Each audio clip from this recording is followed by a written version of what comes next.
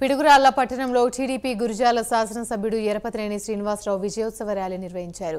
ఎరపతినేని శ్రీనివాసరావుతో పాటు ర్యాలీలో జంగా కృష్ణమూర్తి పాల్గొన్నారు. శ్రీ అభయాంజనేయ స్వామి దేవాలయంలో స్వామివారికి ప్రత్యేక పూజలు చేయించి విజయోత్సవ ర్యాలీ ప్రారంభించారు.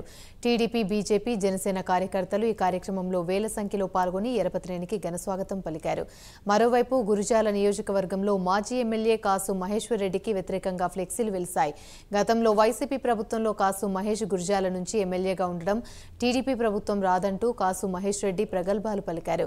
గురుజాల నుంచి ఎరపతినేని శ్రీనివాసరావు గెలిస్తే రాజకీయ సన్యాసం తీసుకుంటానని బహిరంగ సవాల్ విసిరారు. దీంతో కాసు మహేష్ రెడ్డి రాజకీయ సన్యాసం ఎప్పుడు తీసుకుంటారని బహిరంగంగా ఫ్లెక్సీలు కట్టారు.